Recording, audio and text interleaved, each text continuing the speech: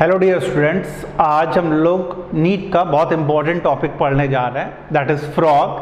Class 11th NCERT में दे रखा है स्ट्रक्चरल ऑर्गेनाइजेशन इन एनिमल्स में। एंड फ्रॉग से मॉर्फोलॉजी, उसकी एनाटॉमी, जो फंक्शन है एनसीईआरटी के अकॉर्डिंग ही हम लोग करेंगे। और ये वीडियो देखने के बाद आप लोग एनसीईआरटी से प्रॉपर एक एक लाइन आप एक बार पढ़ लेना। वैसे मैं अपने इस वीडियो में सारे पॉइंट्स कवर करूँगा।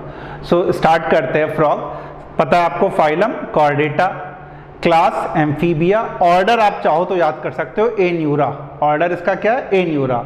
सो फ्रॉग का जो फर्स्ट पॉइंट है एनसीईआरटी से ही मैंने लिए हैं और इसका पीडीएफ भी मैं टेलीग्राम पे शेयर कर दूंगा आप लोगों के साथ। तो अगर आप देखोगे तो frogs live on land and in fresh water, belong to class amphibia of phylum chordata. तो एम्फीबिया को बिलोंग कर रहा है। एम्फीबिया तो दोनों जगह रह सकता है, वाटर में भी और लैंड में भी। एम्फी का मतलब ही होता है ड्यूअल और बिया का मतलब होता है लाइफ, मतलब जो dual mode of life lead करे। एवोल्यूशन में भी बच्चों हम लोग पढ़ते हैं कि जो लाइफ इवॉल्व हुई है वो वाटर बॉडी में हुई है, वाटर से फिर लैंड। तो एम्फीबिया वो थे जो वाटर और लैंड दोनों पे डिपेंड करते थे। तो इनकी अगर हमें बेस्ट केस स्टडी देखनी है तो फ्रॉग सबसे अच्छा एग्जाम्पल है। तो ये दोनों जगह रहते थे, वाटर में भी और लैंड में भी। और ये पॉइंट याद रखना है, yes what, fresh water, fresh water में रहते थे, belong to class amphibia of phylum chordata. जिस फ्रॉग के बारे में हम लोग स्टडी करेंगे वो बिलोंग कर रहा है राना टिग्रीना। क्या साइंटिफिक नेम है उसका? राना टिग्रीना। तो जो कुछ भी हम लोग पढ़ेंगे that is about Rana tigrina. अलग अलग फ्रॉग हैं जिनके अलग अलग साइंटिफिक नेम हैं। सिर्फ बर्ड और मैमल यानी एप्स और mammal you people know they are homeothermal, endothermal, warm blooded. लेकिन जो अदर हैं वो पोइक्लोथर्मल, कोल्ड ब्लडेड या एक्टोथर्मल है। Amphibia is also not exception. What are they saying कि कोल्ड ब्लडेड है, पोइक्लोथर्म है। पोइक्लोथर्म या कोल्ड ब्लडेड का मतलब है जो अपने बॉडी के टेम्परेचर को कंट्रोल ना कर सके, मतलब जो सराउंडिंग का टेम्परेचर होगा वही बॉडी का टेम्परेचर होगा। ये पोइक्लोथर्मल या कोल्ड ब्लडेड का मतलब है। So body temperature varies with surrounding. तो ये टर्म बच्चों याद रखना है, कोल्ड ब्लडेड या पोइक्लोथर्मल। और वार्म ब्लडेड कौन है? एप्स और मैमल्स। नेक्स्ट टर्म यूज कर रहे हैं कैमोफ्लेज एंड मिमिक्री। कैमोफ्लेज और मिमिक्री एक प्रोटेक्टिव मैकेनिज्म है जो नेचर में आपको देखने को मिलेगा। अगर सराउंडिंग के अकॉर्डिंग अपने आप को ब्लेंड कर ले to prevent themselves from the predator, predator से अपने आप को बचाने के लिए सराउंडिंग एटमॉस्फेयर तो उसके अकॉर्डिंग अगर ब्लेंड कर ले, then this is called camouflage और mimicry. So what are they saying कि can change color to blend with surrounding for protection। तो अपने आप को सराउंडिंग के अकॉर्डिंग ब्लेंड कर ले रहा जिससे कोई प्रेडेटर उसे फीट ना कर सके। This is about camouflage and mimicry. Aestivation and hibernation. अगर कोल्ड ब्लडेड है मतलब अपने बॉडी टेम्परेचर को सराउंडिंग के अकॉर्डिंग मेंटेन नहीं कर पा रहा। अगर बाहर टेम्परेचर कम तो बॉडी का टेम्परेचर भी कम, बाहर टेम्परेचर ज्यादा तो अंदर भी टेम्परेचर ज्यादा। So what they do to prevent themselves from extreme cold and extreme hot, they show aestivation and hibernation. Aestivation का मतलब होता है बच्चों समर स्लीप और हाइबरनेशन का मतलब होता है विंटर स्लीप। मतलब जब ज्यादा कोल्ड ज्यादा हॉट होगा तो वो इनएक्टिव हो जाएंगे, जिसे आप डॉर्मेंट कहते हो। ऐसा नहीं कि सो जाएंगे, they will become less active so that they can prevent their loss of energy. So what are they saying? Summer sleep or estivation, summer sleep or estivation in deep burrows to escape heat, और winter sleep या hibernation in deep burrows to avoid cold। तो आपको याद रखना है winter sleep cold avoid करने के लिए और summer sleep यानी estivation to avoid what? heat। तो ये पॉइंट्स हैं फर्स्ट स्लाइड में। नेक्स्ट में देखते हैं। सो नेक्स्ट स्लाइड में अगर हम लोग देखें मार्फोलॉजी, मतलब बाहर से अगर आप फ्रॉग को देखो, रेनी सीजन में अगर आप देखोगे तो आपको फ्रॉग दिख जाएगा। अदरवाइज जो ज्यादातर में दिखता है जो लैंड पे चल रहा, दैट इज ब्यूफो मिलानोस्टिकस। ब्यूफो मिलानोस्टिकस यानी टोड, उसकी स्किन जो है वो रफ होगी, ड्राई होगी। लेकिन जब फ्रॉग को आप टच करोगे इट इज स्लीपरी, क्योंकि म्यूकस रिलीज हो रहा है, स्किन पे म्यूकस का सिक्रीशन है। So smooth slippery due to mucus always moist. Cutaneous respiration show कर रहा है, स्किन मॉइस्ट है तभी क्यूटेनियस रेस्पिरेशन शो करेगा।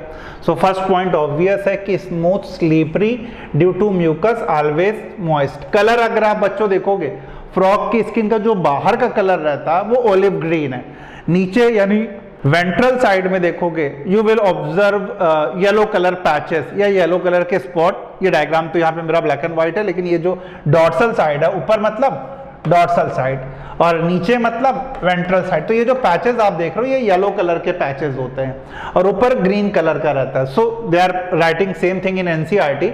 डॉर्सल साइड में olive green with dark spot और वेंट्रल साइड में पेल येलो कलर के you will observe patches. Next वो कह रहे हैं कि वाटर एब्जॉर्प्शन। अच्छा, जो फ्रॉग यानी राना डिग्रीना है वो भाई साहब कभी पानी नहीं पीते, दे नेवर ड्रिंक वाटर। अपने ऑल इंडिया पीएमटी या नीट जिसे अपन कहते हैं, बड़ा कॉमन क्वेश्चन है, frog do not drink water. Why? क्योंकि जो फ्रॉग की स्किन है उससे वो वाटर को एब्जॉर्ब कर लेते, यस वाटर को एब्जॉर्ब कर लेते, तो उन्हें पानी पीने की जरूरत ही नहीं है। Frog do not drink water because they can absorb it through their skin. Next, body structure. Body दो पार्ट में डिवाइडेड है, हेड और ट्रंक। अगर हम लोगों में देखोगे ये हेड है, ये नेक है, ये ट्रंक है, ये अपर लिम्ब है और नीचे लोअर लिम्ब है। इनके में हेड और ट्रंक, नेक नहीं है, टेल नहीं है। अदर एम्फीबिया की प्रॉपर्टी हो सकती है लेकिन फ्रॉग में नहीं है। So head and trunk, no neck and tail. Nostril above the mouth, जो माउथ है उसके अबव आप देखोगे तो नॉस्ट्रिल प्रेजेंट है, इस डायग्राम में शो नहीं कर रहे हैं, अदरवाइज ऊपर की तरफ यहां पर इनमें नॉस्ट्रिल रहता है हेड रीजन में।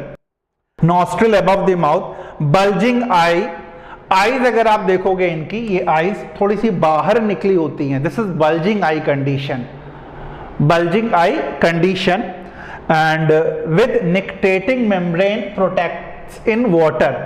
तो निक्टेटिंग मेम्ब्रेन होती है जो पानी जिससे इनके आईज में एंटर ना कर सके।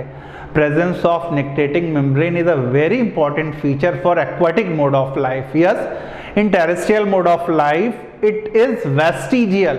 You can see in our eyes, in the corner of eyes nictitating membrane is present but it is vestigial. However, it is functional in aquatic mode of life like in the case of frog. So it is the third eyelid that they have. तो इनके में third eyelid की तरह nictitating membrane काम कर रही है जो प्रोटेक्ट करती है वाटर से, बिल्कुल क्लियर एनसीईआरटी में लिख रहा है, पानी से प्रोटेक्ट कर रही है निक्टेटिंग मेम्ब्रेन। आईज कैसी हैं? बल्जिंग। यस, अब आपको कमेंट सेक्शन में एक लिख करके बताना है। मैंने आप लोगों को बताया था क्लास में कि ऐसी कौन सी एंडोक्राइन डिसऑर्डर है जिसमें bulging eye ball, protruded eye ball मैंने टर्म यूज किया था। It is the result of which endocrine disorder? तो ये कमेंट सेक्शन में आप लोग लिखना। नेक्स्ट, टिम्पैनम यानी ईयर रिसीव साउंड। अच्छा, इनमें सुनाई देने के लिए, सुनने के लिए इनमें प्रेजेंट होते हैं, इस रीजन में टिम्पैनम प्रेजेंट होते हैं। जैसे हम लोगों में ईयर हम कह रहे हैं, this is external ear, middle ear, internal ear. इनके में एक्सटर्नल ईयर नहीं है क्योंकि एक्सटर्नल ईयर प्रेजेंट होना क्लास मैमेलिया का फीचर है, क्लास मैमेलिया का। इनके में मिडिल और इंटरनल, मिडिल और इंटरनल ईयर के लिए कॉमन टर्म हम लोग यूज करते हैं टिम्पैनम। क्या यूज करते हैं बच्चों? Tympanum, receive sound. मैंने आप लोगों को एनिमल किंगडम में भी पढ़ाया था कि एम्फीबिया में टिम्पैनम प्रेजेंट है, रेप्टाइल में टिम्पैनम प्रेजेंट है, फिशेस में केवल इंटरनल ईयर, फिशेस में केवल इंटरनल ईयर। नेक्स्ट, मार्फोलॉजी से ही है। अगर आप फ्रॉग हाथ में लेकर के देखोगे तो इनके फोर लिम्ब में कितनी डिजिट है, हाइंड लिम्ब में कितनी डिजिट है, कौन सी लिम्ब इनकी वेब्ड है।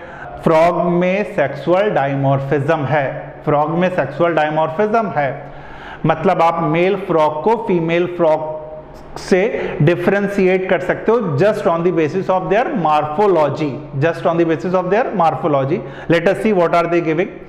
फर्स्ट, फोर लिम्ब यानी ये फोर लिम्ब में कितनी डिजिट्स हैं? 4 डिजिट है। हाइंड लिम्ब में कितनी डिजिट है? 5 डिजिट है। हाइंड लिम्ब वेब्ड होती है, हाइंड लिम्ब क्या है? वेब्ड। वेब्ड का मतलब वो वाटर में फ्लोट कर सकते हैं, हाइंड लिम्ब। सो हाइंड लिम्ब 5 डिजिट, याद करना भी आसान है, 4 में एफ आ रहा है, ये 4 आ रहा है, याद कर सकते हैं। हाइंड में 5 डिजिट है, ये ज्यादा लार्ज है, ज्यादा मस्कुलर है। हाइंड लिम्ब ज़्यादा लार्ज है, ज़्यादा मस्कुलर है। इवन बच्चों कुछ कंट्रीज हैं जहाँ पे फ्रॉग की हाइंड लिम्ब को फीड किया जाता है, एज अ फूड मटेरियल वो लोग यूज़ कर रहे हैं। तो ये वेब्ड है जैसा मैंने बताया, जो हेल्प कर रहा है स्विमिंग में। और फोर लिम्ब और हाइंड लिम्ब दोनों याद कर सकते हो नंबरिंग करके कि स्विमिंग में हेल्प करेगा, वॉकिंग में हेल्प करेगा, लीपिंग में हेल्प करेगा और बरोइंग में, बोथ फोर और हाइंड लिम्ब। केवल हाइंड लिम्ब देखोगे तो स्विमिंग में मेन इसका हेल्प है, बाकी लीपिंग और बरोइंग में भी है, लेकिन मेनली स्विमिंग में हेल्प कर रहा है क्योंकि वेब्ड है। सेक्सुअल डायमॉर्फिज्म, मेल फ्रॉग को फीमेल फ्रॉग से अपन अलग कर सकते हैं क्योंकि मेल फ्रॉग के पास है वोकल सैक्स। मेल फ्रॉग के पास क्या है? वोकल सैक्स। वोकल सैक्स जैसे हम लोगों में लारिंक्स से साउंड प्रोड्यूस हो रही है, larynx is sound producing organ in case of human being.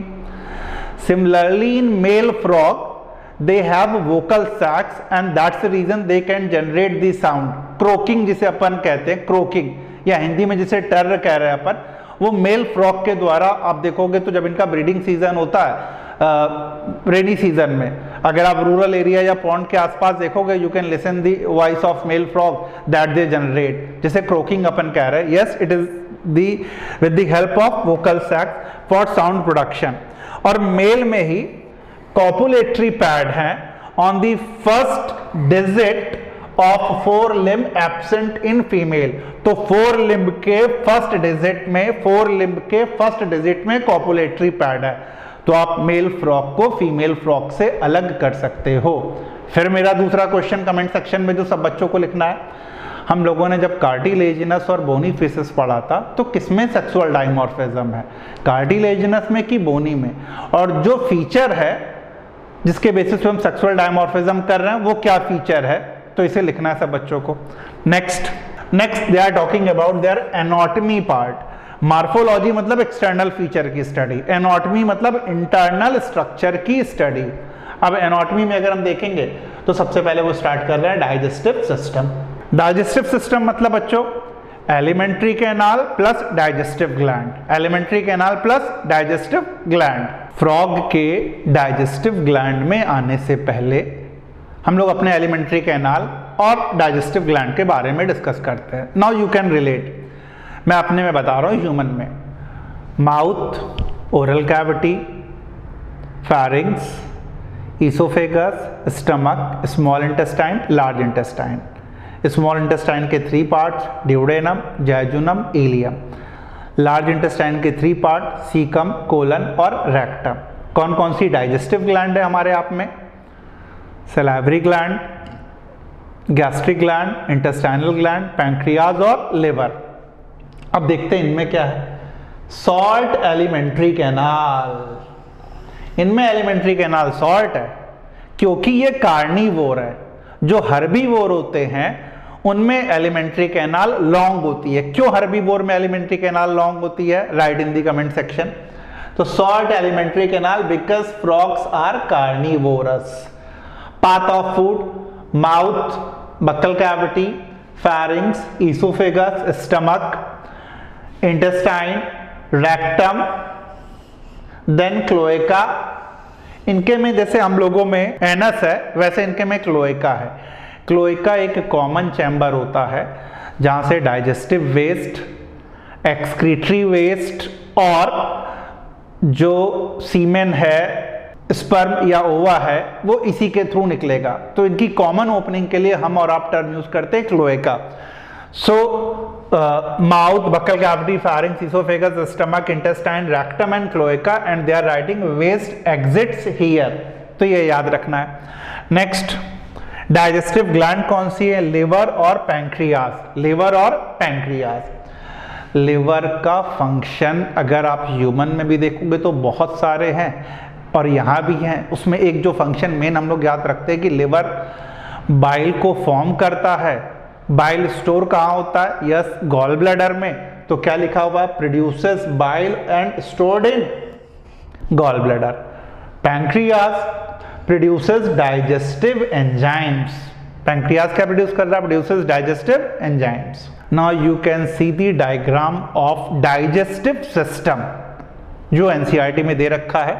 अगर आप देखोगे तो किस तरह से ईसोफेगस है, स्टमक है, इंटेस्टाइन है, रेक्टम है, और फिर रेक्टम की जो ओपनिंग है जिसे आप क्या कह रहे हो, क्लोएका। ग्लैंड्स में आप देखोगे तो ये लिवर है, और लिवर के साथ ही अटैच है क्या, गॉल ब्लैडर, जहां पर बाइल स्टोर होगा। तो ये पॉइंट्स याद रखने हैं। और वैसे क्लोएका जो मैं बता रहा हूं जहां डाइजेस्टिव वेस्ट रिमूव होगा, यूरेटर भी यहीं ओपन हो रहा, तो यूरेटर से जो यूरिन आएगी, और अभी हम लोग आगे डिस्कस करेंगे आज ही के वीडियो में कि ये इनमें जो यूरेटर है वो यूरिनोजेनाइटल डक्ट की तरह काम करता है, मतलब यहीं से सीमेन भी बाहर आ रहा, यहीं से यूरिन भी आ रही है, और इधर से स्टूल आ रहा है रेक्टम से, तो ये सभी की ओपनिंग क्लोएका है। तो cloaca is a common term that we use in case of amphibia and in almost all the animal except mammal. Next, digestive system में स्टमक में क्या प्रेजेंट है, डाइजेशन का अगर प्रोसेस देखेंगे तो स्टमक में हाइड्रोक्लोरिक एसिड और गैस्ट्रिक जूसेस, हाइड्रोक्लोरिक एसिड और गैस्ट्रिक जूसेस। हाइड्रोक्लोरिक एसिड आपको मालूम है स्ट्रॉन्ग एसिडिक है जिससे पीएच कम होगा, और ये फूड को ब्रेक डाउन कर देगा। हमारे आपके केस में बच्चों, जैसा मैंने बता भी रखा क्लास में भी, कि जब आप खाना खा रहे हो तो हाइड्रोक्लोरिक एसिड, पेप्सिन एंजाइम काम करके प्रोटीन को डाइजेस्ट करते हैं और फूड को ऑलमोस्ट लिक्विफाई कर देते हैं। Partially digested food called crime, yes, whenever food is properly mixed with gastric juice, when food is properly mixed with gastric juice, then it is called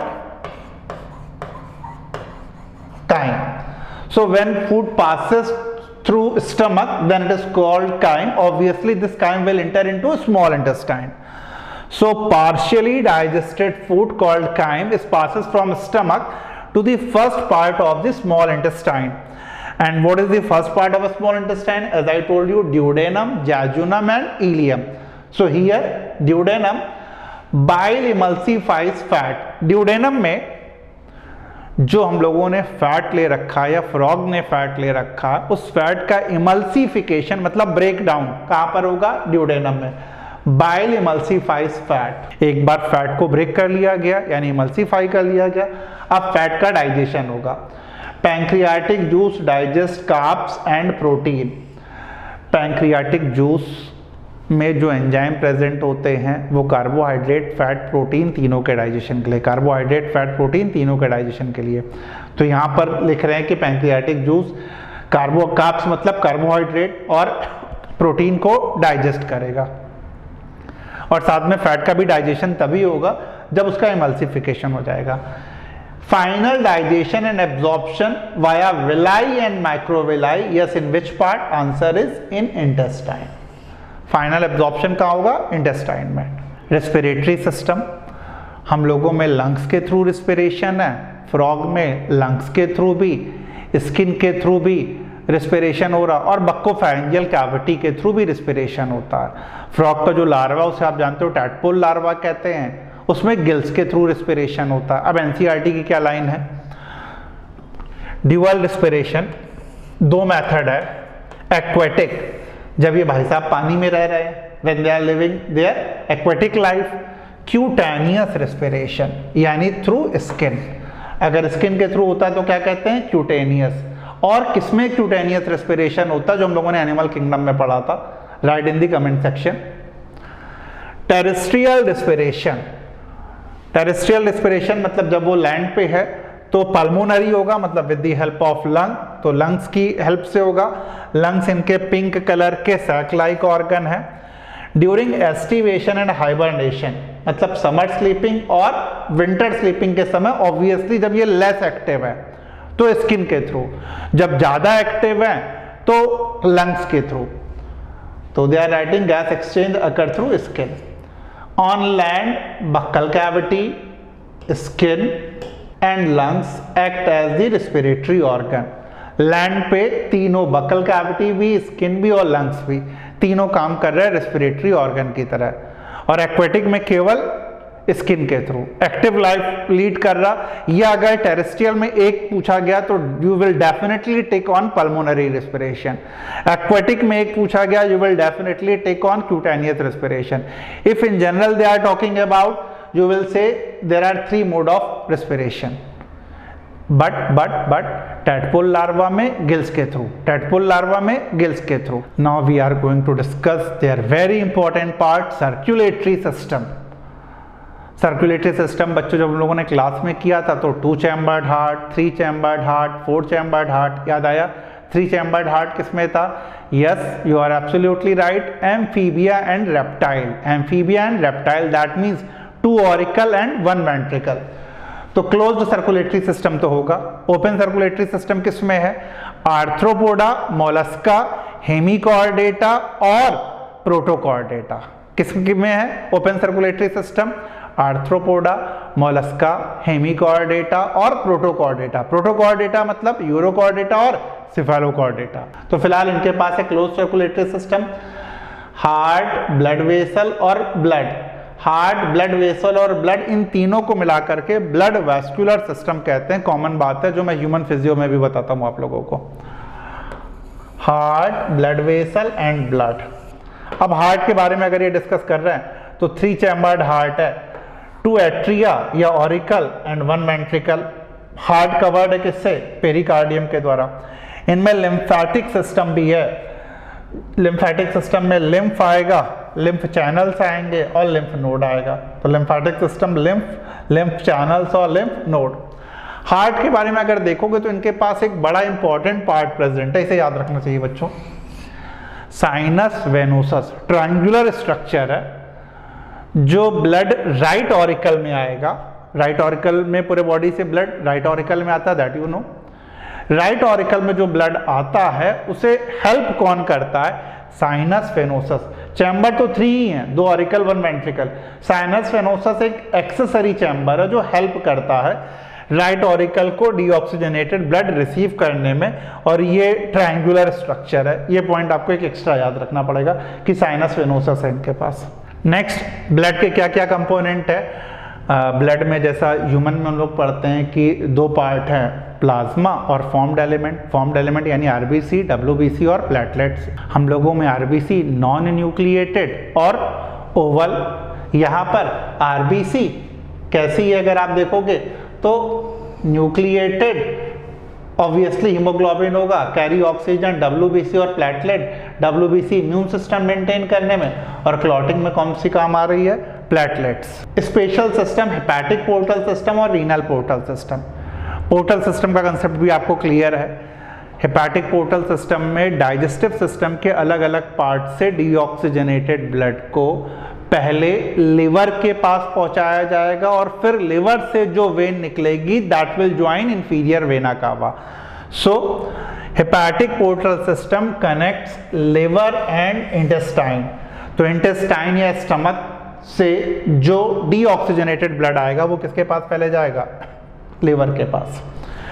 एक extra portal system है इनके पास fishes और amphibia में। Fishes और amphibia में renal portal system जो kidney को lower part से जोड़ता है।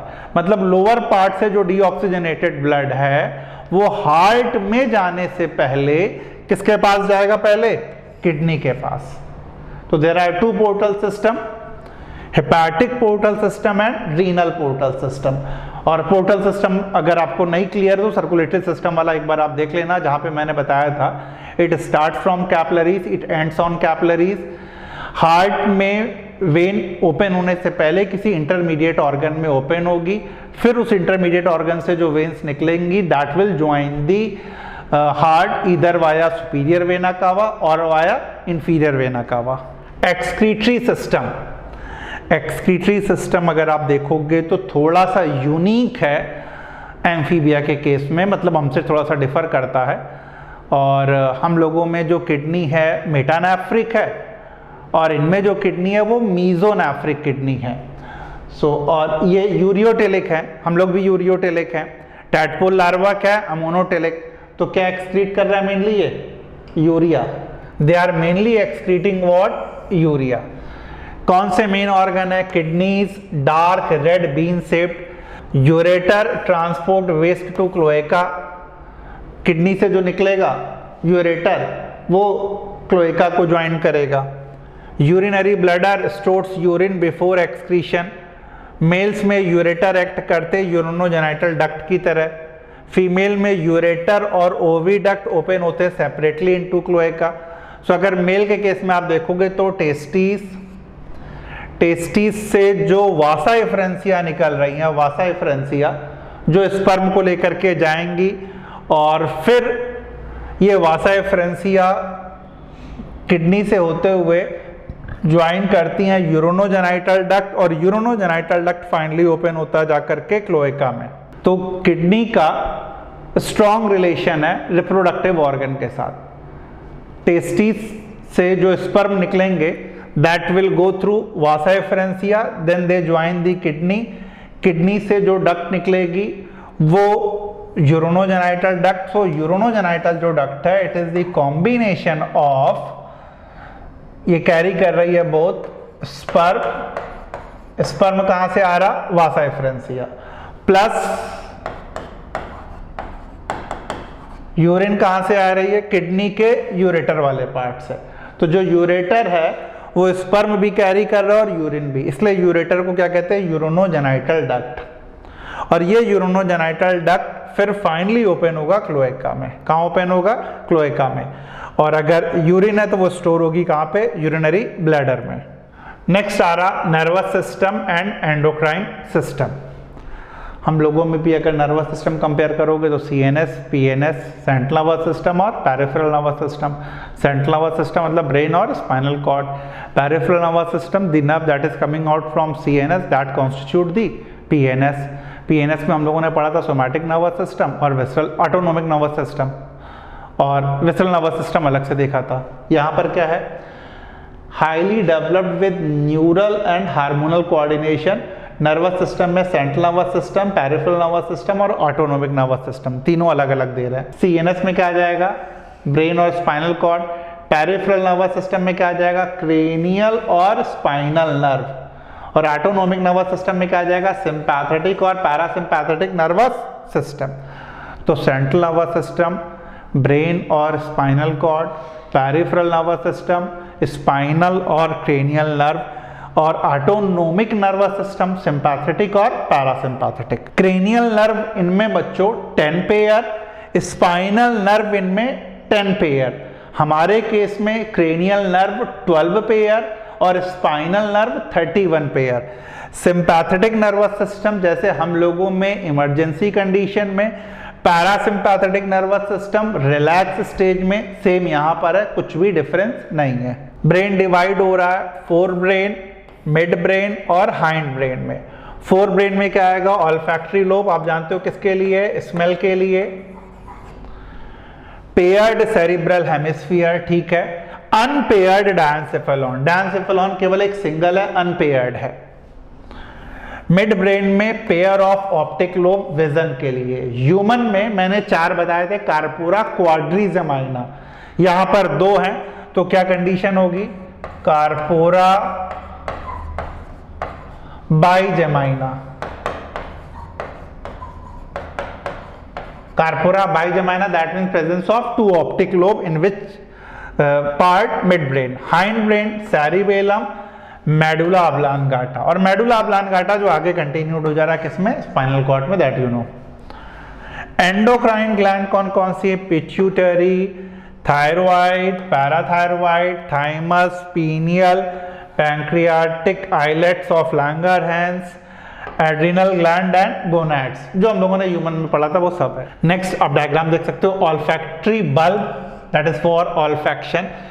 टेलेंसेफेलॉन, टेलेंसेफेलॉन मतलब सेरिब्रम, टेलेंसेफेलॉन मतलब सेरिब्रम, जो भी हम लोग पीछे देख करके आ रहे हैं, पेयर्ड है।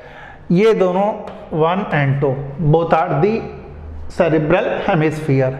एक सिंगल है केवल, क्या, diencephalon hidden beneath telencephalon in mammal.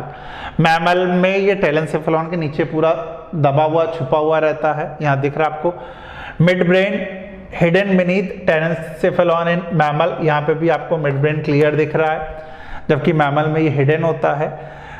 और cerebellum for balance, pons hind brain का ही पार्ट है। और मेडुला, मेडुला आगे कंटिन्यूड है किसमें, स्पाइनल कॉर्ड में। Nervous system and endocrine system में नेक्स्ट पार्ट है सेंस ऑर्गन, ये आपको रटना है, याद करना है। टच के लिए सेंसरी पैपिली, टच के लिए क्या है सेंसरी पैपिली, जैसे हम लोगों में भी टच के लिए सेंसरी पैपिली। टेस्ट के लिए taste buds, smell nasal epithelium में इनके नॉस्ट्रल वाले पार्ट में। विजन सिंपल आई है, 1 unit located in school orbit, simple I है। कंपाउंड आई किसमें प्रेजेंट है, कंपाउंड आई कमेंट सेक्शन में आपको लिखना है। हियरिंग और balance internal ear and tympanum, no external ear, क्योंकि एक्सटर्नल ईयर किसका फीचर है, मैमल का, तो internal ear and tympanum. So if we see the structure of reproductive system, first they are writing sexual reproduction, external fertilisation in water, तो इनमें sexual reproduction है। External fertilisation मतलब outside the body है। Male और female में अगर देखें तो मेल में टेस्टीज है, वासा एफरेंसिया है, बिडर कैनाल है, देन यूरेटर जिसे यूरोनोजेनाइटल डक्ट कह रहे हैं वो ओपन होगी कहाँ, क्लोएका में। बच्चों एक बड़ा इंपॉर्टेंट पॉइंट है जो याद रखना है कि टेस्टीज जो येलो कलर की दिख रही है हमें, दिस इज टेस्टीज जो येलो कलर की दिख रही है, it is adhered to the upper part of kidney and attached with mesoorchium, attached with kidney by which structure, mesoorchium, double fold of peritoneum, double fold of peritoneum मतलब abdominal wall ही है जो attach कर रही है इसे। तो testis से जो स्पर्म फॉर्म होकर के जाएंगे किडनी की तरफ, दिस इज वाया वासा एफरेंसिया। वासा एफरेंसिया जाकर के जिस हॉरिजॉन्टल डक्ट को ज्वाइन करे, दिस इज बिडर कैनाल। फिर बिडर कैनाल जाकर के ज्वाइन कर रहा है किसे, यूरेटर को। तो पहले अगर आप देखोगे तो जो टेस्टीज है, टेस्टीज से जो डक्ट निकल रही है, दिस इज वासा एफरेंसिया ये। फिर ये वासा एफरेंसिया किडनी की जिस डक्ट को ज्वाइन कर रही है, किडनी की जिस डक्ट को ज्वाइन कर रही है, ये दिस इज बिडर्स कैनाल। फिर ये बिडर कैनाल जाकर के ज्वाइन कर रहा है किसे, यूरेटर को, जिसे यूरोनोजेनाइटल डक्ट कहते हैं। और फिर ये यूरोनोजेनाइटल डक्ट ओपन होगा कहाँ पर, क्लोएका में। Then it will be finally open into cloaca. So what are they writing, testes yellow oval shaped, testes are found adhered to the upper part of kidney by a double fold to peritoneum called mesoorchium. Vasa एफरेंसिया 10 to 12 है जो kidney की तरफ जा रहा, वासा एफरेंसिया kidney में inter कर रहा अपनी तरफ से। पहले वासा एफरेंसिया ओपन होगा बिडर कैनाल में, फिर बिडर कैनाल से यूरोनोजेनाइटल डक्ट, यूरोनोजेनाइटल डक्ट मतलब यूरेटर, यूरेटर, तो कंफ्यूज नहीं होना है। फिर cloaca, common chamber for sperm जो मैं आपको बता रहा हूं, then for urine and third for faeces. Diagram आप देख सकते हो वही सेम है, टेस्टिस, वासा एफरेंसिया आगे जाकर के बिडर कैनाल को ज्वाइन करेगा, और ये देखिए ये बिडर कैनाल को ज्वाइन कर रहा जाकर के, और बिडर कैनाल फिर ज्वाइन कर रहा किसे, यूरोनोजेनाइटल डक्ट को। ये यूरोनोजेनाइटल डक्ट जो फाइनली ओपन हो रहा आकर के क्लोएका में। एंड एक और पॉइंट जो आप याद कर सकते हो, adrenal gland, adrenal gland diagram में एनसीईआरटी ने दिया, थ्योरी में नहीं दिया। एड्रिनल ग्लैंड फ्रॉग में किडनी के अंदर है, हम लोगों में टॉप ऑफ द किडनी, इनमें किडनी के अंदर है एड्रिनल ग्लैंड। तो ये पॉइंट आप एक नोट कर सकते हो। सो मेल के बाद बच्चों फीमेल रिप्रोडक्टिव सिस्टम अगर देखेंगे तो फीमेल रिप्रोडक्टिव सिस्टम में ovaries obviously present near the kidneys, but no connection with them. लेकिन मेल में कनेक्शन था किडनी के साथ, जो भी हम लोगों ने जस्ट देखा है। ओवरी से क्या निकलेगा, ओविडक्ट, ओविडक्ट कहाँ ओपन होगा, क्लोएका में, लेकिन सेपरेट ओपनिंग है यूरेटर की और ओविडक्ट की, वहां पर कॉमन ओपनिंग थी जिसे यूरोनोजेनाइटल डक्ट कह रहे थे। एग, मैच्योर फीमेल कितने एग ले कर रही है, 2500 से 3000 एग्स।